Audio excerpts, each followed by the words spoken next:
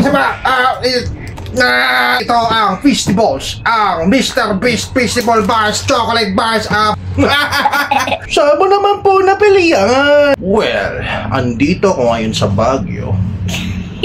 Pero hindi siya imported. Oh my gosh! Meron ng benta sa Baguio. Papakita ko sa iyo kung saan mabibili. At dito lang yan sa paborito nating chocolate store, ang Ongkolate, premium boost for the 50. Ang tindahan na bawal magtapon ng basura sa tapat. Bakit kasi? Marami rin pagkain sa loob, kaya't wag ka nang magdala. So sa main branch nga pala kami pumunta. Yung Session Road.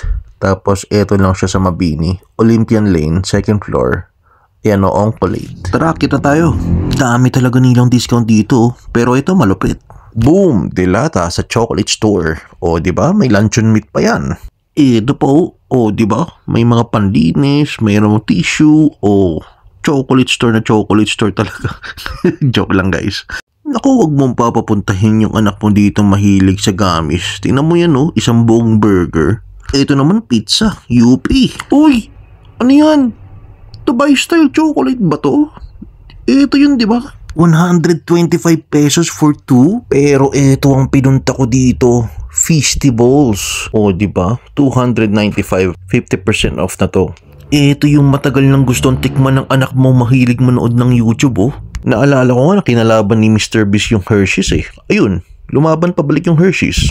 May nagbenta niya ito sa SM Candy store siya, 600 isa. Pero ito 295 lima. Sulit na to. Pinakamalaki yata nilang branch tong main branch Natural. Ihabol ko pala itong mga Korean kineme. Buy one take one din sila So ganito siya kalaki. Maliit lang siya Tingnan natin kung mahirap siyang buksan. Ay! Eto, maliit lang siya guys. Pero okay na rin para matikman natin Tapos kung nanonood ng YouTube yung anak mo, nanonood ng Mr. Beast yung anak mo, natural pag binigyan mo na ito, sir, ma'am, matutuwa yun. Ganito, ganyan ang usual na pagbukas ng mga chocolate sa America Ay, napakadalay. Buksan natin. Ay, naputol. Tikman na natin, guys. Dapat ba ipakita ko muna? Titikman ko Tastes like chocolate. Best Hinahype ko masyado Bili na lang kayo guys. Tignan mo to. Ganito yung tsura niya. Pak!